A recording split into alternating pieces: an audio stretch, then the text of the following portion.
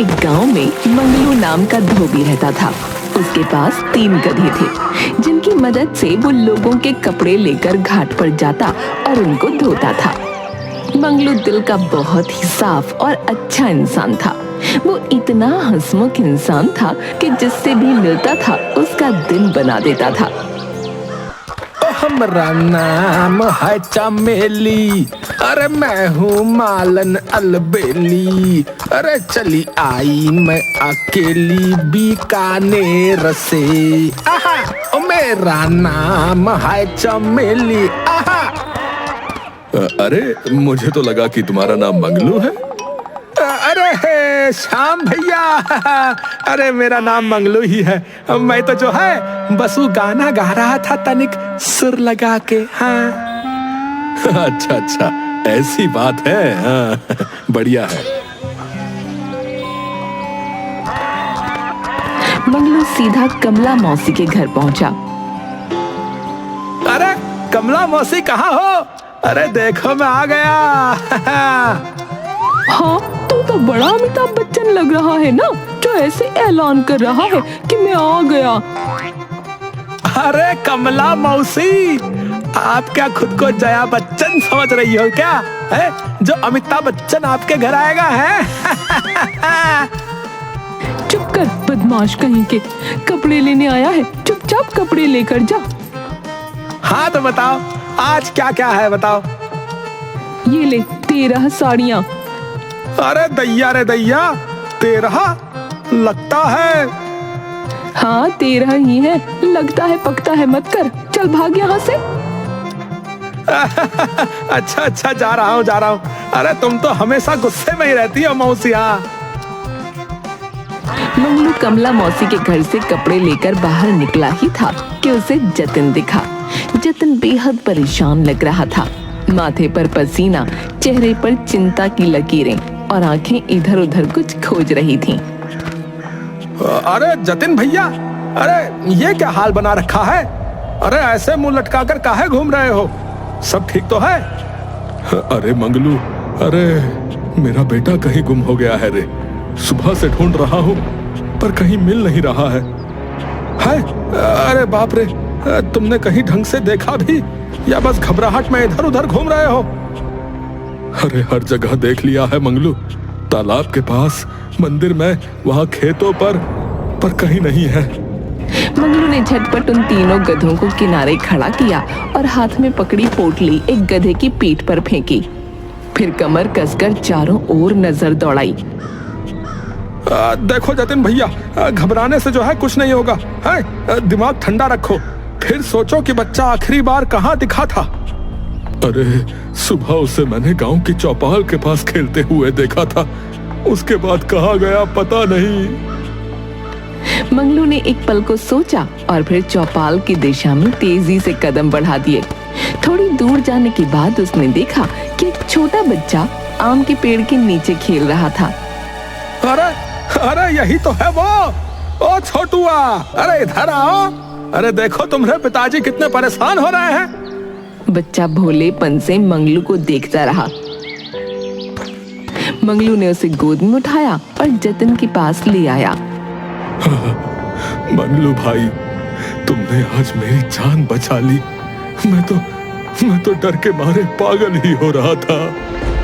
अरे भैया, ये धन्यवाद करना छोड़ो, बस आगे का ध्यान रखना है। चलो जय राम जी की। जतिन ने मंगलू को धन्यवाद देकर अपने बेटे को गले से लगा लिया। मंगलू वहां से मुस्कुराते हुए आगे बढ़ा। कुछ दूर ही गया था कि उसने देखा कि काजल एक चबूतरे पर उदास बैठी है। मंगलू को ये बर्दाश्त नहीं हुआ कि कोई इस तरह मुंह लटकाए बैठा रहे। अरे काजल बहना, अरे ये क्या हाल बना रखा है? अरे ऐसा लग रहा है जैसे दूध में नींबू गिर गया हो। मंगलू, आज मेरा मूड बहुत खराब है।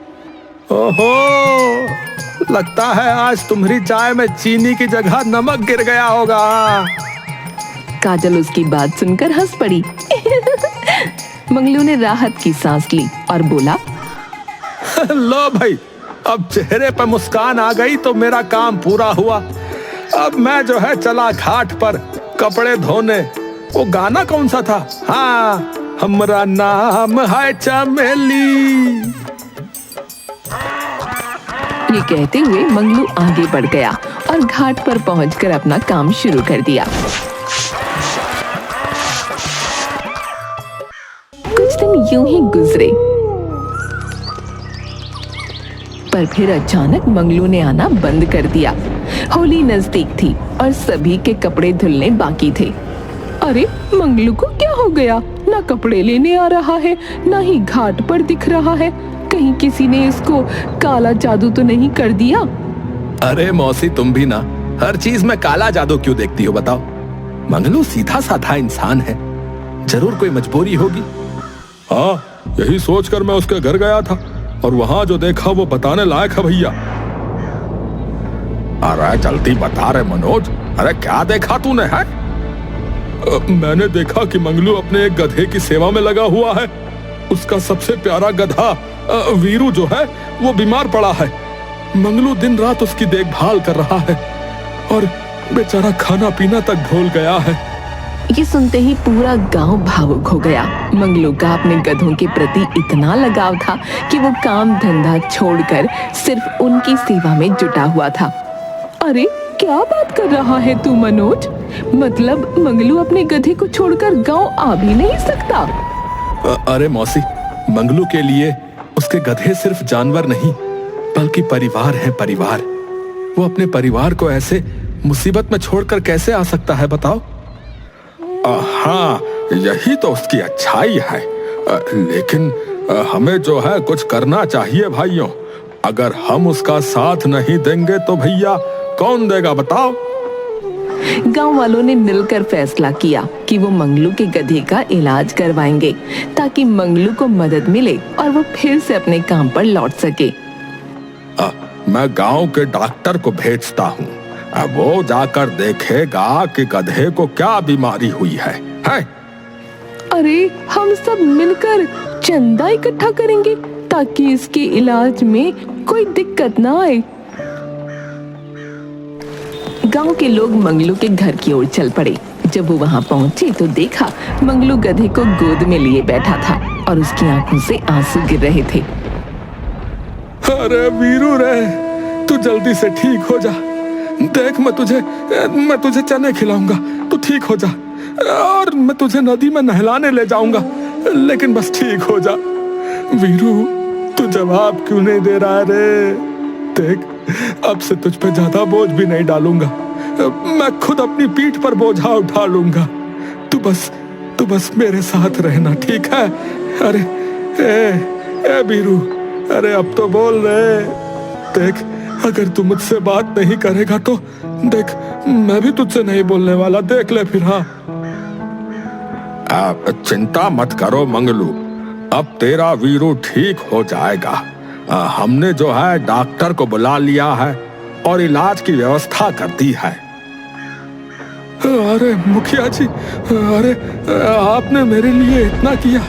मैं तो सोच रहा था कि मैं अकेला हूँ, लेकिन आज लग रहा है कि ये पूरा गांव मेरा परिवार है। आप सब लोगों को इकट्ठा यहाँ देखकर जैसे बहुत हिम्मत आ गई है। अब क्या है ना कि ये तीन मेरे परिवार का हिस्सा हैं। इन्हें तो क्या, मैं गांव के किसी भी आदमी को दुखी नहीं देख सकता मुखिया जी। अबे रोने की दुकान बंद कर और चुपचाप देख कि तेरा वीरू ठीक कैसे होता है। हाँ मौसी, अब आप आ गई हैं तो वीरू को देखना कैसे ये सर पर भागेगा। हाँ, डॉक्टर ने वीरू की जांच की और बताया कि गधा थकावट और कमजोरी की वजह से बीमार पड़ रहा है। उसे कुछ दिनों तक आराम और अच्छा खाना चाहिए। अगर तुम इसे प्यार से खिलाओ पिलाओ तो ये जल्द ठीक हो जाएगा। और हाँ मंगलू, इसने कुछ गलत जंगली घास खा ली है, जिसकी वजह से ये अधिक बीमार पड़ गया है। डॉक्टर साहब, मैं तो इसे अपनी थाली से भी खिलाने को तैयार हूँ। बिरुआ, सुन रहा है ना? तुझे लाख दफा मना किया है कि जो है इधर उधर घास में मत मुंह मारा कर। अब तो समझा ना? देख डॉक्टर साहब क्या कह रहे। अरे नहीं रे, अपनी थाली से मत खिलाना, तू तो खुद ही सूखा पड़ा है, पहले तो खुद तो कुछ खा ले। पूरा गांव हंस पड़ा और मंगलू ने राहत की सांस ली। कुछ दिनों तक मंगलू ने वीरू की खूब सेवा की और साथ में गांव वाले भी तरह तरह के फल सब्जियां वीरू के लिए दे जाते।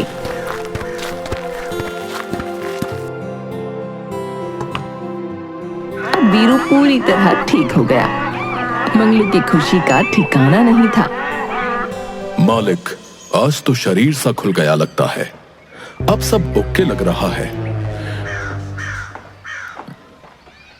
बहुत दिन हो गए, घाट पर चलें क्या?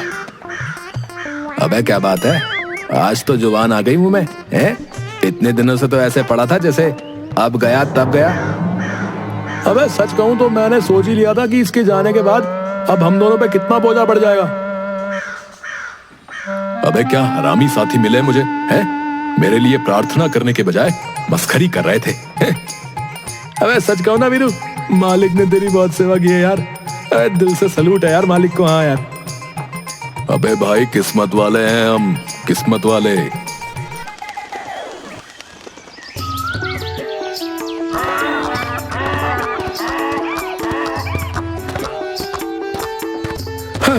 अब मैं फिर से अपने काम पर लौट सकता हूँ।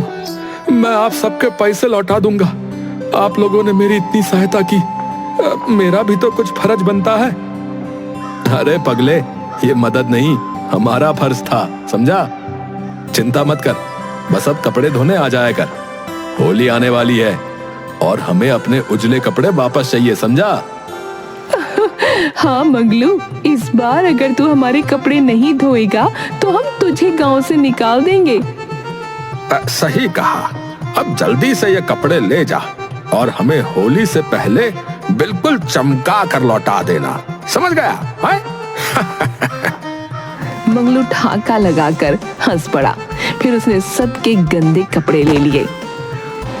होली की सुबह जब पूरा गांव रंग बिरंगा होने के लिए तैयार था, लेकिन इसी बीच गांव के बाहर से आए कुछ अजनबी लोग चुपचाप एक योजना बना रहे थे।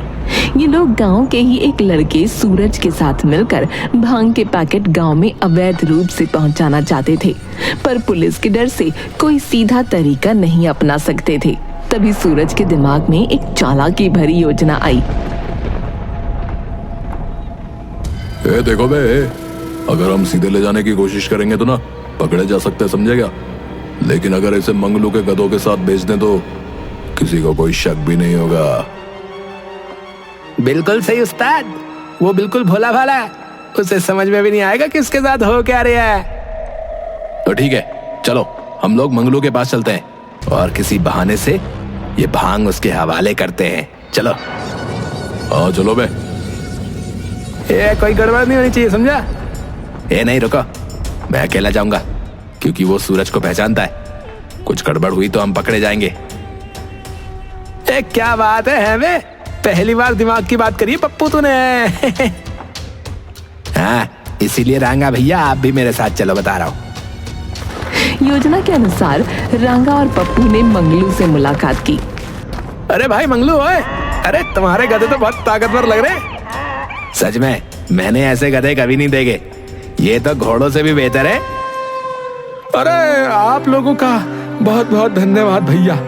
बस ऐसा समझिए कि गधे नहीं, मेरा परिवार है ये। अरे दरअसल हमें जो है ना, बस थोड़े से रंग और अबीर एक जगह पहुंचाने। क्या तुम मदद कर सकते हो हमारी? अरे क्यों नहीं भैया, मदद करना तो हमारा फर्ज है। तो ये लो, रख लो हमारा थोड़ा सा सामान है। तुम्हारा बहुत बहुत धन्यवाद। अच्छा। मंगलू को पता भी नहीं चला कि उसके गधों के बोरे में रंगों की जगह भांग के पैकेट हैं। वो चुपचाप अपने गधों के साथ गांव की तरफ चल दिया। अबे यार, ये लोग जो अभी मालिक से बातें कर रहे थे, शक्ल से लफंगे और चोर लग रहे थे मुझे। हाँ यार, मुझे भी शक हुआ हमारे मालिक की मासूमियत का गलत फायदा ना उठा लेंगे। पर जैसे ही मंगलू गांव के चौक पर पहुंचा, वहां पहले से पुलिस मौजूद थी। अरे थांबा भाई थांबा, अरे इन बोरों में क्या है? सर, इसमें तो होली का रंग है और बाकी ये गांव वालों के कपड़े हैं। आज होली है ना, तो जल्द से जल्द पहुंचाना बहुत जरूरी है। अच्छा अच्छा, ठीक है ठीक है, जरा खोल कर दिखाओ इसे। अरे लेकिन मैं किसी और का सामान आपको कैसे खोल कर दिखा दूं? अरे चुप कर, जितना कहा है उतना कर, समझा? इंस्पेक्टर ने बोरे खोलकर देखे तो उसकी आंखें चौड़ी हो गईं। अरे रंग नहीं, ये तो भांग है। अरे तुम इसे गांव में अवैध रूप से क्यों बचा रहे थे? क्या भांग? अरे बड़ा मासूम बनने की कोशिश कर रहा है। चल सीधा थाने चल। नहीं नहीं, अरे साहब, अरे मैंने ऐसा कुछ नहीं किया साहब। साहब, अरे साहब मैंने ऐसा कुछ नहीं किया साहब। मंगलू को चिल्लाता देखकर वहां गांव वालों की भीड़ लग गई। गांव वाले भी ये देखकर दंग रह गए और बोले, अरे नहीं नहीं, मंगलू ऐसा नहीं कर सकता। मंगलू तो सीधा साधा इंसान है, ये जरूर कोई साजिश है। तभी कमला मौसी ने कुछ सोचा और जोर से बोली, रुको, मंगलू से पूछो कि ये बोरा उसने खुद पैक किया था या उसे किसी ने दिया था। अरे नहीं मौसी, ये तो किसी ने दिया था, मैंने तो इसमें झांक कर भी नहीं देखा। अरे मुझे नहीं पता कि वो लोग कौन थे। अरे झूठ झूठ बोल रहा है। सूरज पास खड़ा मुस्कुरा रहा था कि तभी मंगलू के एक गधे ने जोर से ढेंचू ढेंचू किया और बोरों को सूंघने लगा। मंगलू समझ गया कि कुछ गड़बड़ है।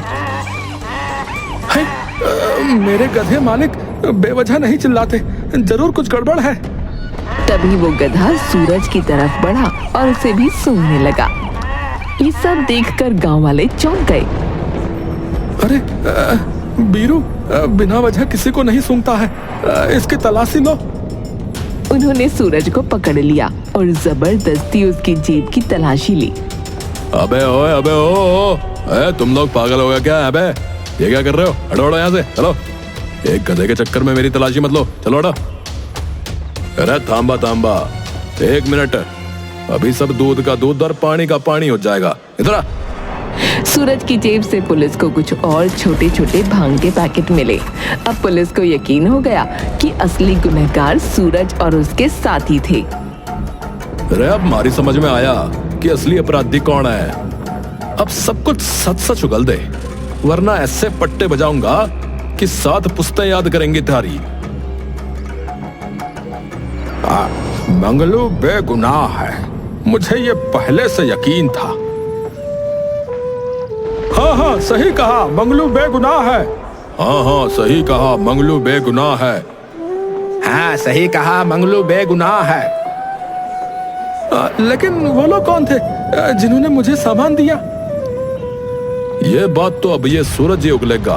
रे पड़ साले। पुलिस ने सूरज को एक जोरदार थप्पड़ मारा और उसने सारी बात उगल दी। पुलिस ने उसे और उसके साथियों को गिरफ्तार कर लिया। उधर मंगलू की आंखों में आंसू थे, पर इस बार खुशी के। गांव वाले मंगलू के पास आए। अब तो तू समझ गया ना कि तू हमारा कितना अच्छा दोस्त है। अब जल्दी से रंग लेकर आ, होली मनानी है। क्या सच में? क्या आप लोग मेरे साथ होली खेलोगे? होली है! सबने बिना जवाब दिए गुलाल उठाया और मंगलू पर उड़ा दिया। गांव में ढोलक बजने लगी, रंगों की बौछार हो गई और मंगलू भी हंसते हुए सबको रंग लगाने लगा। उस दिन मंगलू को समझ आ गया कि होली सिर्फ रंगों का त्योहार नहीं, बल्कि सच्चे रिश्ते और ईमानदारी की जीत का भी प्रतीक है।